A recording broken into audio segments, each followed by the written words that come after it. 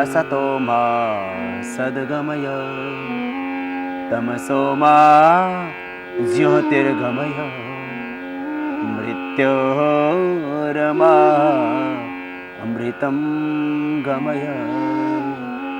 ओम शांति शांति शांति।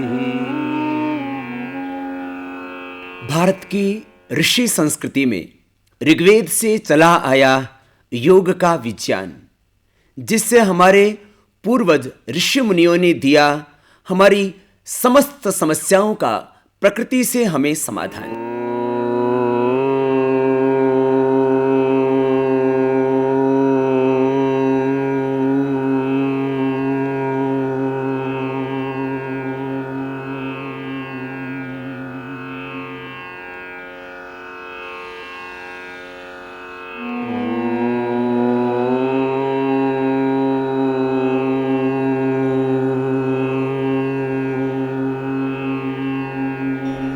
प्रज्ञापराधो ही सर्वरोगाणाम कारण। महर्षि चरक कहते हैं प्रज्ञापराध ही सब व्याधियों का कारण है। मॉडर्न मेडिकल साइंस में कहा जाता है stress is the main cause of all diseases. तनाव ही सब रोगों का मुख्य कारण है। तनाव का परिणाम है हाइपरटेंशन। तनाव ही के कारण है हार्ट की problem, corneal heart disease, obesity, depression, और यहां तक कि आदमी आत्महत्या तक के लिए तैयार हो जाता है। ये जो एस्थमेटिक प्रॉब्लम्स बढ़ रही हैं, इरिटेबल बाउल सिंड्रोम, IBS जिसको बोला जाता है, गैस्ट्रिक की प्रॉब्लम, पेप्टिक अल्सर, ये सब तनाव के कारण से होता है। तनाव जब होता है तो भूख नहीं लगती, और जब तनाव बहुत गहरा होता है तो कॉन्स्टिपेशन हो जाता है। तनाव ही से इंसोम्निया, अनिद्रा, और तनाव का समाधान योग से है। हम तनाव कहते हैं, लेकिन इस तनाव में होता क्या है दरअसल? तनाव के कारण भी हमको पता है। ऑफिस में बॉस के कारण से तनाव होता है, घर में पति पत्नी यदि थोड़ा भी असावधान हो, अजागरूक हो, एक दूसरे की भावनाओं पर चोट पहुंचने से तनाव हो जाता है। कई बार हम सजग नहीं होते, जागरूक नहीं होते, हम काम कर रहे होते हैं लेकिन अव्यवस्थित काम करते हैं, फिर खुद ही तनाव पैदा कर लेते हैं। लेट तक सोते रहते हैं, देर से जागते हैं, काम पर देर से पहुंचते हैं, ट्रैफिक बहुत होता है, उससे तनाव हो जाता है। अनेक छोटी छोटी बातें हमारी जिंदगी में तनाव का कारण बन जाती हैं। यूं प्रतियोगिताओं और प्रतिस्पर्धाओं के बीच में तनाव तो एक आम समस्या है, और इस सबसे ज्यादा प्रभाव पड़ता है हमारे हार्ट के ऊपर, हमारे ब्लड के सर्कुलेशन पर। एक स्वस्थ व्यक्ति का मानदंड बनाया हुआ है कि एक स्वस्थ व्यक्ति है तो उसका जितना इंच हाइट है उससे ज्यादा उसका वेट नहीं होना चाहिए। खाली पेट 70-80 और खाने के बाद 100 से ऊपर शुगर नहीं होना चाहिए। खाने के बाद बहुत ज्यादा, अधिकतम 125, लास्ट 150, इससे ज्यादा शुगर नहीं होना चाहिए। ब्लड प्रेशर 80-120 से ज्यादा नहीं होना चाहिए। इसी तरह से haemoglobin, thyroid, T3, T4, TSH, ESR, uric acid, इसका एक पैरामीटर बनाया हुआ है। कोलेस्ट्रॉल, उससे ज्यादा होगा तो बीमारी, उससे कम होगा तो भी बीमारी। प्राणायाम के द्वारा सब कुछ को बैलेंस किया जाता है, अनुशासन में लाया जाता है, अथ योगानुशासन। और चीजें नियंत्रण में आ गई तो संतुलन ही स्वास्थ्य और असंतुलन ही रोग। जब हम ये भस्त्रिका 5 मिनट करते हैं आराम आराम से, और कपालभाति 15 मिनट। बीपी ज्यादा बढ़ा हुआ है तो बाह्य प्राणायाम न करना। अनुलोम विलोम प्राणायाम बीपी के लिए बहुत जरूरी है। बीपी चाहे हार्ट की प्रॉब्लम के कारण से हो, चाहे कोलेस्ट्रॉल के कारण से हो, चाहे किडनी के कारण से, बीपी चाहे स्ट्रेस के कारण से हो या जेनेटिक बीपी हो,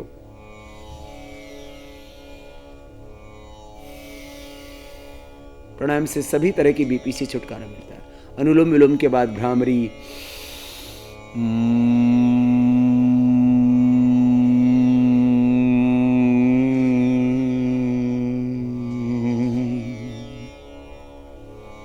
फिर उद्गीत,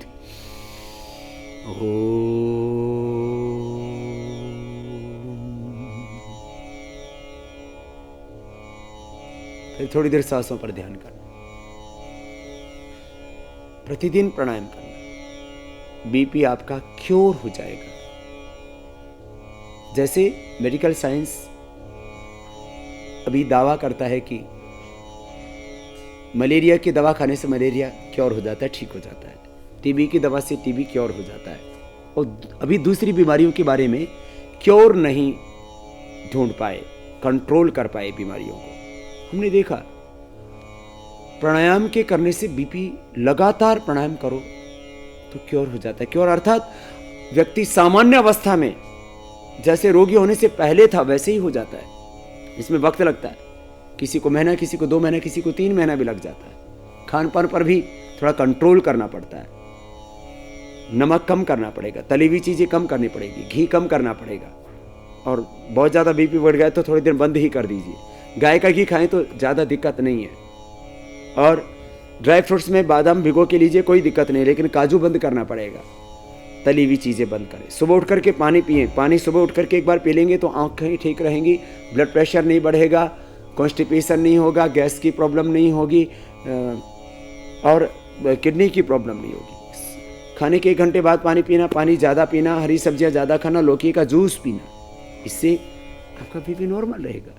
और सुबह उठ करके थोड़ा सा व्यायाम भी कर लेना। व्यायाम एकदम सहज करना चाहिए। ज़्यादा तेजी से व्यायाम करते हैं तो बीपी बढ़ सकता है, लेकिन व्यायाम न करने के कारण से भी बीपी होता है। तो इसलिए शारीरिक श्रम जो है वो सहज होकर के करना चाहिए। सर्दियों में बहुत लोगों का बीपी बढ़ जाता है, पसीना नहीं आता है ना, तो जो सॉल्ट है और विकार है शरीर से बाहर नहीं निकल पाते। इसलिए सर्दियों में भी प्राणायाम अवश्य करें, सर्दियों में भी व्यायाम अवश्य करें। नमक का सेवन और कम कर दें सर्दियों में, क्योंकि पसीने आदि के माध्यम से वो पूरा निकल नहीं पाता है। सोल्ट बढ़ने से भी फिर बीपी बढ़ता है। बीपी का कारण चाहे कोलेस्ट्रॉल हो, बीपी का कारण चाहे तनाव हो, बीपी का कारण चाहे हार्ट की प्रॉब्लम हो या किडनी की प्रॉब्लम हो या जेनेटिक हो, प्राणायाम के करने से किसी भी कारण आपको बीपी हुआ है उसका निवारण होगा। सचमुच प्राणायाम बहुत अद्भुत है। और प्राणायाम चाहे भस्त्रिका प्राणायाम करें, चाहे कपालभाति, चाहे अनुलोम विलोम, आप ध्यान मुद्रा में प्राणायाम करें। भस्त्रिका 5 मिनट, कपालभाति 15 मिनट, अनुलोम विलोम 15 मिनट, भ्रामरी 5 बार, उद्गीत भी 5 बार कर लेना। और जब आप ये नियमित प्राणायाम करेंगे तब बीपी चेक करवाते रहना। धीरे धीरे आपको बीपी की दवाई कम करनी पड़ेगी, डॉक्टर से संपर्क रखना। आप देखेंगे 1 सप्ताह बाद, 10 दिन बाद, 15 दिन बाद आपकी बीपी की गोली कम हो जाएगी। हमने बहुत प्रयोग किया बीपी के पेशेंट्स के पर प्राणायाम का। जब पेशेंट हमारे कंट्रोल में आता है तो पहले ही दिन जब हमारे योग करने लगता है, हम आवासीय शिविरों में उसको लौकी का जूस पिलाते हैं दोनों वक्त, उसको हरी सब्जियां खिलाते हैं, खीरा, तरबूजा, खरबूजा, ऐसे हल्के फल, और पानी सुबह उठ करके पिलाते हैं, खाने के 1 घंटे बाद पानी पिलाते हैं। थोड़ा दिनचर्या में चेंज करते हैं। और प्राणायाम करवाने से हमने देखा कि मैक्सिमम लोगों का, करीब 75% लोगों का पहले दिन से बीपी कंट्रोल आने लगता है और उनकी दवाएं बंद करनी पड़ती हैं, नहीं तो बीपी डाउन जाने लगता है। तो बीपी के पेशेंट जब भी प्राणायाम करें, बीपी बीच बीच में चेक करवाते रहें। आप देखेंगे और पाएंगे कि आपका बीपी धीरे धीरे कम होता जा रहा है। किसी का 15 दिन में, किसी का महीने में, किसी का 2 महीने में, किसी का 3 महीने में बीपी पूरी तरह से विदाउट मेडिसिन नॉर्मल आने लग जाएगा और आपकी दवाइयाँ छूट जाएगी। बीपी का समाधान है योग। और योग से मात्र बीपी ठीक नहीं होगा, बीपी के साथ साथ बीपी की जो कॉम्प्लिकेशंस हुए, अर्थात बीपी के कारण से किसी की आंखों पर, किसी के हार्ट पर, किसी की किडनी पर को प्रभाव पड़ जाता है, और कई बार तो बीपी बढ़ जाए तो ब्रेन हेमरेज तक हो जाता है।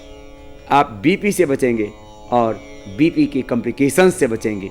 बस आप अपनाइए योग और रहिए निरोग। सर्वे भवन्तु सुखिनः, सर्वे सन्तु निरामयाः,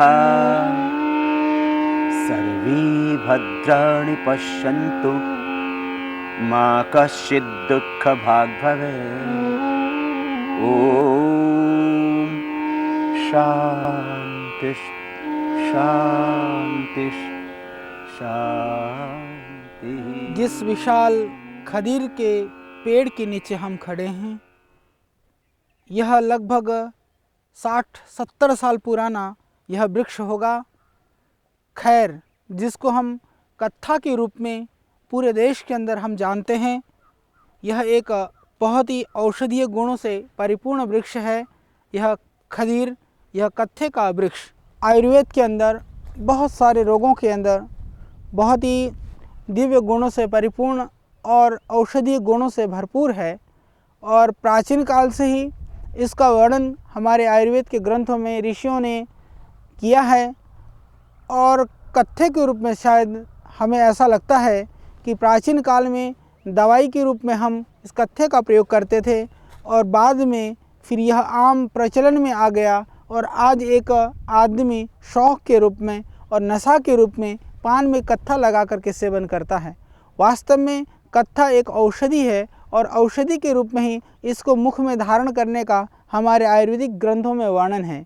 तो कत्था यदि आप कम मात्रा में लेते हैं तो कत्था आपकी जो मुख की दुर्गंधी है, मुख के अंदर जो एक तरह से जो भी इन्फेक्शन है या मुंह के छाले हैं, उसको दूर करने में बहुत ही कारगर उपाय है। परंतु बहुत ज़्यादा कत्थे का सेवन वह नुकसान करता है। तो इसीलिए नशे के रूप में नहीं, अपितु जो कत्थे का सेवन है हमें औषधि के रूप में करना चाहिए। अपनी रोग और आवश्यकता के हिसाब से कभी कभी करने से वह हमारे लिए जीवनदायी हो सकता है। और आप देख रहे हैं इस विशाल इस कत्थे के पेड़ में बहुत सुंदर पत्तियां भी आ रही हैं। कत्थे की जो पत्तियां होती हैं, खैर की पेड़ की जो पत्तियां होती हैं, वो पत्तियों को यदि आप तोड़ करके, हालांकि पेड़ के अंदर कांटे होते हैं पर पत्तियों में कांटा नहीं होता है, तो इन पत्तियों को तोड़ करके यदि आप इसको चबाते हैं तो धीरे धीरे चबाने से ही मुंह के जो छाले चबा करके आप पूरा मुंह में इसको घुमाइए पत्तियों को, और धीरे धीरे उस लार को चाहे तो आप अंदर भी ले सकते हैं, लार को चाहे बाहर थूक भी सकते हैं। मुंह में छाले वगैरह है तो उस लार को बाहर आप निकाल दें। तो लार को बाहर निकालते हैं तो उससे आपको जो मुंह में छाले हो, कितने भी भयानक, मुंह में घाव हो, मुख का अल्सर हो, उसमें इससे पूरा आपको मिलेगा लाभ। तो मुंह के छाले के लिए, मुंह के घाव के लिए, मुख के अल्सर के लिए इस खैर के पत्तियों का भी आप कुल्ला करके, इसको चबा करके, इसको अंदर निगल करके पूरा लाभ ले सकते हैं। और यदि ताज़े पत्तियां ना भी मिले तो थोड़ा सा जो कत्था है, शुद्ध कत्था, हालांकि आज हमारे देश में जो मार्केट में कत्था मिलता है, बहुत बड़ी संख्या में नकली कत्था भी मिलता है।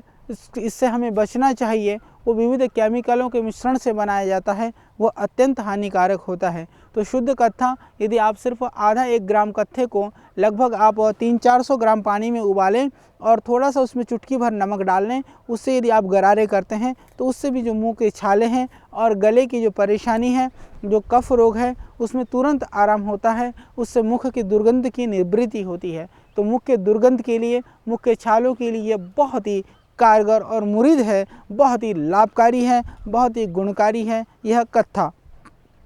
और जिन लोगों को स्किन की परेशानी है, त्वचा संबंधी जो बीमारी है, उसके लिए भी यह खैर का पेड़ अत्यंत लाभकारी है। इसीलिए आयुर्वेद के ग्रंथों में जो वर्णित औषधियाँ हैं, उनमें जैसे जो खदीरारिष्ट है, खदीरारिष्ट के अंदर मुख्य जो द्रव्य है वह इसी खैर की जो छाल होती है, इस पेड़ की जो छाल होती है, पेड़ की तने की, और ये जैसे आप देख रहे हैं इस पेड़ में से ये छिलका है, ये इसका जो अंदर भाग है वो थोड़ा सा रक्तिमा लिया होता है, कत्थे की तरह से आप देख रहे हैं। ये लाल होती है जैसे अब इसमें, तो इस छाल को कूट करके, उबाल करके और बाकी दूसरी औषधियाँ मिला करके जो तैयार की जाती हैं उसको खदिरारिष्ट बोलते हैं। तो खदिरारिष्ट त्वचा रोगों के लिए, मुहासे के लिए, पिंपल्स के लिए और जितने भी रक्त दोष संबंधी विकार हैं उन सब के लिए आयुर्वेद में प्रयुक्त होता है। और इस सही ढंग से बनाया हुआ खदिरारिष्ट बहुत ही लाभकारी और आयुर्वेद के रूप में एक चमत्कार से कम नहीं होता है। तो उसका जो मुख्य घटक द्रव्य है वह भी यही खैर है, यही कत्थे का पेड़ है। इसके अतिरिक्त आयुर्वेद में एक और औषधि है जो हमारे प्रचलन में है, जिसको हम बोलते हैं खदिरादि वटी। खदिरादि वटी जो है वह मुख रोगों के लिए, गले का जो स्वर भंग हो गया है उसके लिए, या जिनको किसी भी तरह से बलगम और खांसी होती रहती है, गले में खराश रहती है, उन सब के लिए बहुत ही लाभकारी माना गया है। तो खदिरादि वटी भी इस खैर पेड़ के जो छाल है और जो इसकी पेड़ का जो कत्था तैयार होता है उस कत्थे के द्वारा वो गोली बनाई जाती है। तो इसलिए मुंह के छाले में भी आप खदिरादि वटी का प्रयोग कर सकते हैं। और इसके छाल यदि आपको मिल जाए या इन पत्तियों को भी उबाल करके या इस छाल को कूट करके उबाल करके आप चर्म रोगों के लिए आप काढ़ा बना करके सुबह शाम इसका सेवन कर सकते हैं। और इसकी जो लकड़ी होती है, इसकी लकड़ी बहुत ही महंगी होती है और उसी में से कत्था निकलता है। और इस कारण की वजह से जो जंगल के जो भूमाफिया लोग हैं उन्होंने देश के जो हमारे पुराने खैर के पेड़ थे लगभग समाप्त कर दिए हैं। तो इस तरह के बड़े बड़े इन खजूरों पेड़ों को देखना भी हमारे देश में अब दुर्लभ होता जा रहा है। तो यह जो पेड़ है वास्तव में मैं कह सकता हूँ कि यह एक खैर का दुर्लभ वृक्ष है। तो इस दुर्लभ वृक्ष इसलिए भी दुर्लभ है, एक तो यह धीरे धीरे बढ़ता है और आज ये एक अनुपलब्ध की श्रेणी में यह वृक्ष जा रहा है, इसीलिए यह दुर्लभ श्रेणी में आता है। तो इन खैर के पेड़ों को हम घर में नहीं लगा सकते, पर इनकी जंगलों की हम रक्षा करें, इसके लिए हम किसी न किसी तरह से हम जागरूक बने तो निश्चित रूप से यह खैर का पेड़ आपके देश के लिए, हमारी प्रत्येक व्यक्ति के लिए लाभकारी लाभ दे सकता है और औषधि के रूप में लाभ प्राप्त करके किसी भी तरह के चर्म रोग या उससे संबंधित जो विकार हैं उनसे हम मुक्ति पा सकते हैं। ओम भूर्भुवः स्वः तत्सवितुर्वरेण्यं भर्गो देवस्य धीमहि धियो यो न प्रचोदयात्। ओम शांति शांति शांति। तनाव बीपी और बीपी के साथ साथ सभी बीमारियों का मुख्य कारण तनाव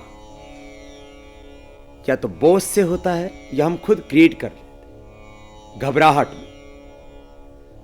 और कई बार तो तनाव इतना गहरा बढ़ जाता है कि हम अंदर तक उससे जलने लग जाते हैं।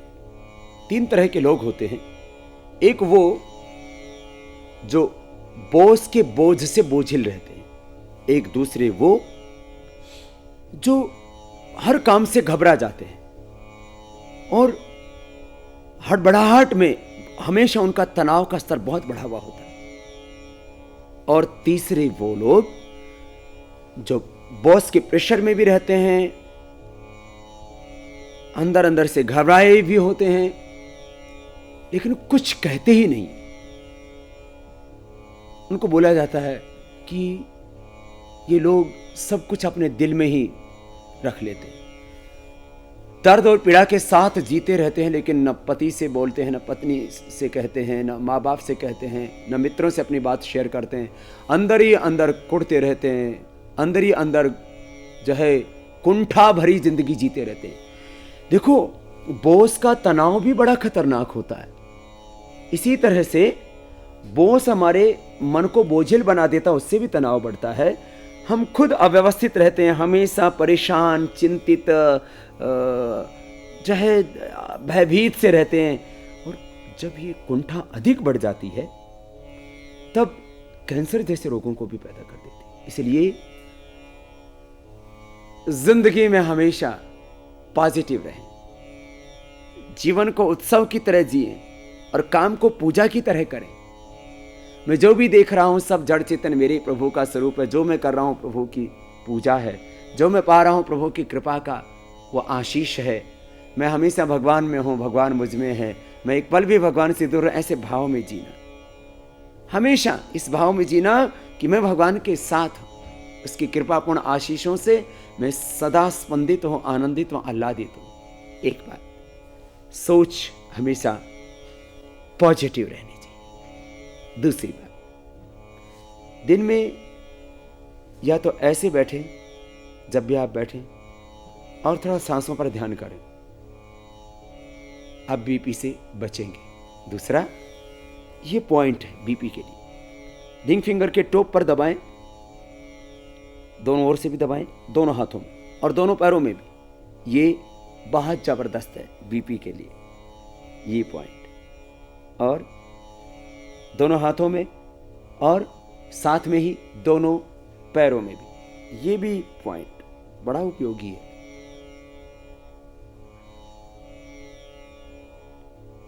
ब्लड प्रेशर के लिए एक्यूप्रेशर के साथ साथ आंवला और लौकी का जूस, वैसे भी ये स्वास्थ्य और समृद्धि का मंत्र है। आप लौकी का जूस पिएंगे, आंवले का रस पिएंगे, इससे गांव के गरीब मजदूर किसानों को काम मिलेगा, उनको दाम मिलेगा, वहाँ बेरोजगारी कम होगी। और शहर के लोग जिनको बीपी ज़्यादा बढ़ रहा है, वैसे तो गांव के लोग भी आज बीपी के शिकार हो रहे हैं। शहरों में 25 वर्ष से ज़्यादा उम्र के लोगों को 30 से 35% और गाँव में भी 25 वर्ष से ज़्यादा उम्र के लोगों को 10 से 15% तक बीपी हो चुका है। ये बड़ी चिंता की बात है। लौकी का जूस पिए। गाँव के लोगों को तो अपने घर में लौकी बोले उनको मुफ्त में मिलेगी। शहर वालों को थोड़े पैसे भी खर्च करने पड़े तो दवाइयों के पैसे से तो अच्छा है ना कि आप लौकी पिएंगे तो आपका आहार भी ठीक होगा और आपको विकार भी नहीं आएंगे, उससे ब्लड प्रेशर भी कंट्रोल रहेगा और उससे कोलेस्ट्रॉल भी ठीक रहेगा, हार्ट की प्रॉब्लम नहीं आएगी, आंखों की प्रॉब्लम नहीं आएगी, कॉन्स्टिपेशन भी नहीं होगा। और भी बहुत से उसके फायदे हैं लौकी के जूस के। लौकी के जूस में आंवले का रस मिला के पीजिए, बहुत जल्दी ही आपका बीपी नियंत्रण में आ जाता है। भाई मुद्रा में ध्यान मुद्रा में बैठिए और हरी सब्जियों का प्रयोग ज़्यादा करना और सभी आसन और प्राणायाम करने के बाद, मैंने प्राणायाम करने बताए थे, आसन और प्राणायाम करने के बाद शवासन में थोड़ा सा लेट जाना। शवासन में दोनों पैरों में थोड़ा फासला होता है, हाथ जगहों से थोड़ी दूरी पर होते हैं, आंखें बंद होती हैं। सभी प्राणायाम करने के बाद थोड़ा शवासन में लेट जाना चाहिए। शवासन में लेट करके सांसों पर ध्यान करना चाहिए और पूरे शरीर को संकल्प से शिथिल कर देना चाहिए।